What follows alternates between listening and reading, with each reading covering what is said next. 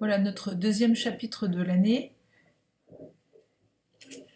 Donc on est toujours dans le thème 5, le management stratégique, les choix en matière d'animation et de mobilisation des hommes. Et chapitre 2, comment orienter le management des emplois et des compétences selon les besoins de l'organisation.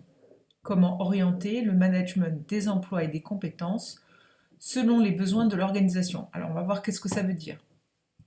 Donc, dans un grand 1, quels sont les objectifs de la GPEC, c'est-à-dire la gestion prévisionnelle des emplois et des compétences. Il faudra que vous connaissiez ce sigle GPEC, gestion prévisionnelle des emplois et des compétences.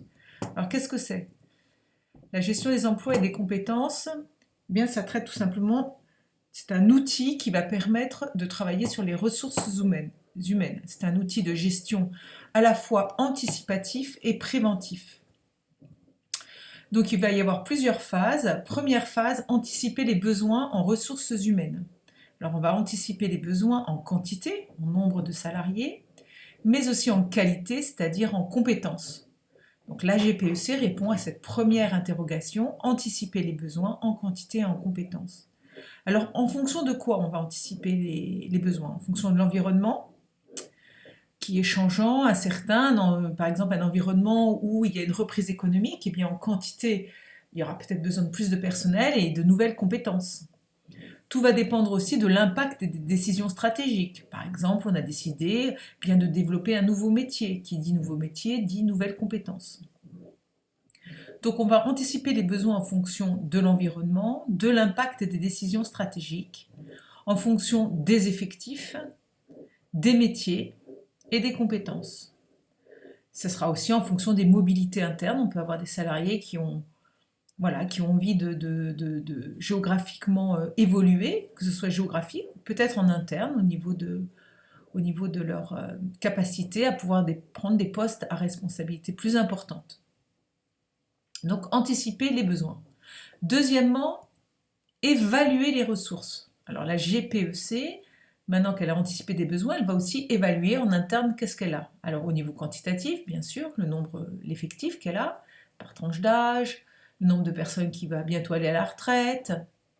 Elle va regarder aussi le turnover, c'est-à-dire le nombre de personnes qui rentrent dans l'entreprise et qui ressortent de l'entreprise, parce que ça ne s'est pas bien passé, il y a eu des licenciements, il y a eu des démissions. Donc le turnover, c'est un ratio qui nous permet de savoir combien de temps les gens restent dans l'entreprise, dans les organisations. Elle va évaluer les ressources en termes de départ à la retraite. Et puis au niveau qualitatif, elle va regarder quelles sont les compétences dans l'organisation. Qui sait faire quoi? Donc premièrement, anticiper les besoins. Deuxièmement, évaluer les ressources en quantité et en qualité. Troisièmement, elle va analyser les écarts entre ce dont elle a besoin, en tout cas plus ou moins court terme, et les ressources qu'elle a en interne. En fonction de cette analyse des écarts, elle va mettre en place ce qu'on appelle un plan d'action RH, c'est-à-dire un plan d'action des ressources humaines. Elle va lancer du recrutement, elle va éventuellement commencer des plans de réduction d'effectifs et de licenciement, ou chercher à ne pas remplacer des départs à la retraite. Elle va travailler sur des plans de formation, de l'action de formation, et puis elle va travailler aussi à la mobilité professionnelle. Donc lorsqu'elle aura analysé ces écarts entre ce dont elle a besoin et les ressources en interne, elle procédera à un certain nombre d'actions, plans d'action RH, autour du recrutement, de la réduction d'effectifs, de l'action de formation ou de la mobilité professionnelle. Grand 2, comment adapter les ressources humaines à la stratégie de l'organisation? Tout d'abord, on va rechercher des compétences nécessaires. Puis, on va essayer d'accroître ce que l'on va appeler la flexibilité. Alors d'abord, la recherche de compétences nécessaires. Les compétences, ça représente une richesse inestimable pour une organisation. Elles sont déterminantes car elles peuvent être source d'avantages concurrentiels par rapport à des concurrents si elles sont bien maîtrisées. Alors comment on peut travailler aux compétences? On va essayer de faire un arbitrage entre un recrutement en interne, c'est-à-dire à l'intérieur de l'organisation, essayer de faire progresser des gens, ou en recrutant à l'externe, c'est-à-dire à l'extérieur de l'organisation, parce qu'on a besoin de compétences que l'on n'a pas forcément dans les organisations. Alors, le recrutement externe, Donc ça, c'est lorsque l'on va chercher eh bien, à embaucher des nouvelles personnes. Et en interne, eh bien, on va faire ce qu'on appelle une montée en compétences par la formation. J'ai du personnel, il n'est pas encore compétent, mais par la formation, je vais le faire monter en compétences et du coup, je n'aurai pas besoin de recruter en externe. On va évaluer ces deux possibilités, recrutement externe et recrutement interne, et on va voir les avantages et les inconvénients de chaque solution. Alors, quels sont les avantages et les inconvénients d'un recrutement externe? En externe, si je recrute, eh bien, ça me permet de renouveler les équipes et d'apporter du sang neuf. Ça me permet de diversifier mon personnel, ça me permet de renforcer la mixité des équipes. Je me rends compte qu'il y a plus d'hommes, pas assez de femmes, pas assez de jeunes, pas assez de seniors, etc. Ça va me permettre de recruter des profils plus pointus en compétences. Dans le recrutement interne, quel est l'intérêt? Eh bien, c'est un faible coût, puisque je n'ai pas besoin de lancer toute une procédure de recrutement. Les salariés sont connus, c'est aussi une sécurité. Je les connais depuis des années dans l'entreprise, je sais qu'ils sont fiables. Ils sont déjà intégrés aussi à la culture de l'entreprise, aux valeurs de l'entreprise, à l'histoire de l'entreprise. Et puis en termes de motivation, c'est un levier extraordinaire pour motiver les personnes quand on les valorise par la promotion. Donc voilà les avantages de l'un et de l'autre, recrutement externe et recrutement interne.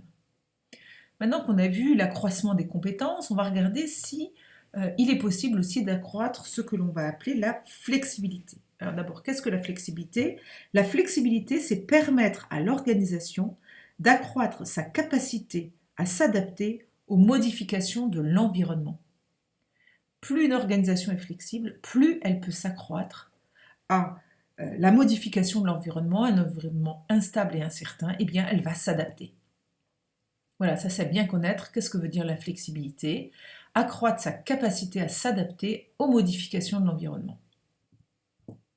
Alors comment on peut être flexible? Au niveau quantitatif, eh bien on va être capable de s'adapter aux modifications de l'environnement, par exemple en termes de quantité de travail. C'est la crise, il va falloir que je réduise mes effectifs, je suis capable de le faire. Au contraire, on a une projection de croissance, je suis capable rapidement de recruter de nouvelles personnes, que ce soit en interne ou en externe. Donc on va être capable de s'adapter en quantité de travail en fonction des besoins de production. On va être capable aussi de s'adapter sur la durée du travail. Il faut avoir une capacité plus importante de durée de travail parce qu'il y a une surcharge de travail. Ou au contraire, on a une baisse de travail, alors on va devoir demander par exemple aux salariés de prendre des congés. Donc on va gérer des heures supplémentaires, du contrat à temps partiel, de la modulation du temps de travail. En termes quantitatifs, c'est aussi des effectifs. Eh bien, il faudra peut-être chercher des emplois précaires. Et en termes qualitatifs, la flexibilité va se traduire par la polyvalence, c'est-à-dire la capacité pour une personne de travailler plusieurs compétences différentes et de faire plusieurs tâches variées. Donc on va pouvoir occuper par exemple plusieurs postes. Donc comment adapter les ressources humaines à la stratégie de l'organisation? D'une part, la recherche de compétences, notamment la montée en compétences par la formation en interne, et d'autre part l'accroissement de la flexibilité, c'est-à-dire de s'adapter aux modifications de l'environnement, tant au niveau quantitatif que qualitatif. Voilà pour ce thème qui est terminé. Apprenez bien vos mots-clés avant de faire votre petit questionnaire comme d'habitude.